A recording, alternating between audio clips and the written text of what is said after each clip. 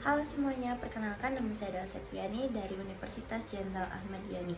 Di sini saya dari jurusan S1 Kebidanan yang akan membahas mengenai edukasi KBPP Dini kurang dari 48 jam atau kurang dari 2 hari ya. Ini booklet sudah saya bikin. Untuk sumbernya saya mengambil dari BKKBN serta pedoman pelayanan kontrasepsi. Selanjutnya ini nanti akan kita bahas, ada 8 halaman, nanti akan kita bahas sama-sama gitu ya. Lanjut aja, kita langsung buka ke halaman 1. Kita lanjut ke pembahasan apa itu KBPP Dini.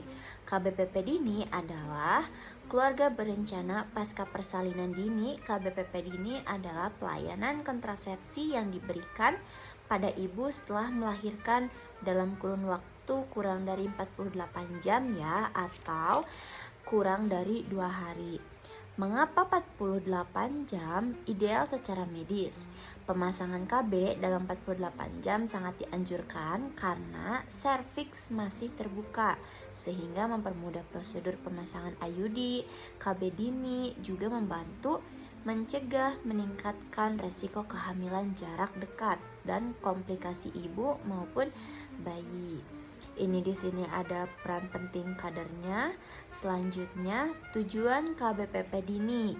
Yang pertama, menjarangkan kehamilan. Betul ya. Kenapa bisa menjarangkan kehamilan? Karena setelah melahirkan setidaknya ibu menunggu 2 tahun sebelum mencoba hamil kembali. Yang kedua, setelah keguguran, ibu dapat menunda kehamilan bila tidak ingin segera hamil kembali. Kehamilan sebaiknya dimulai pada usia 20 tahun.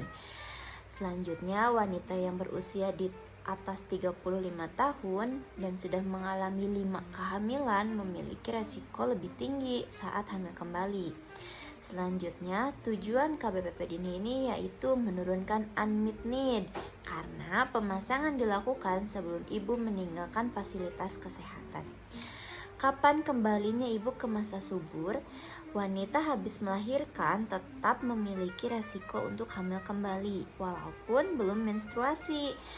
Jadi antara 4-6 minggu setelah melahirkan serta ibu yang tidak menyusui bayinya secara eksklusif dapat kembali ke masa subur dengan lebih cepat. Selanjutnya, mengapa mempromosikan KBPP sebelum ibu pulang itu penting? Yang pertama, ibu dapat langsung ber-KB tanpa harus kembali ke fasilitas nantinya. Jadi langsung di hari H sebelum ibu pulang ke rumah, gak bolak-balik lagi ke fasilitas kesehatan. Yang kedua, lebih baik karena lebih cepat mencegah kehamilan yang tidak diinginkan.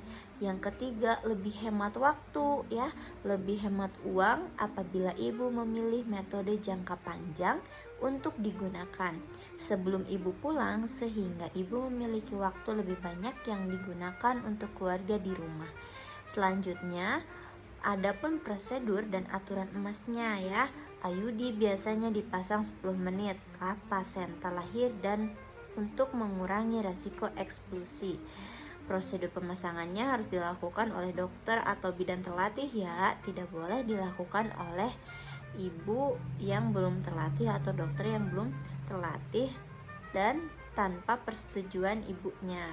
Jadi harus ada persetujuan dulu dari ibunya. Selanjutnya, sebelum pemasangan, ibu harus mendapatkan konseling lengkap mengenai pilihan metode, manfaat, dan efek sampingnya. Selanjutnya ada metode KB paling direkomendasikan ya untuk KBPP Dini. Yang pertama ada IUD, yang kedua ada implan, yang ketiga ada pil laktasi, yang keempat ada suntik 3 bulan, dan yang terakhir biasanya ada kondom untuk jarak dekat ya.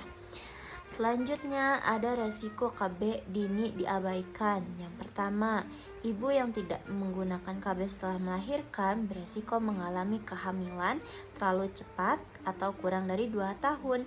Kehamilan jarak dekat dapat meningkatkan resiko bayi dengan berat lahir rendah, prematur, dan komplikasi lain.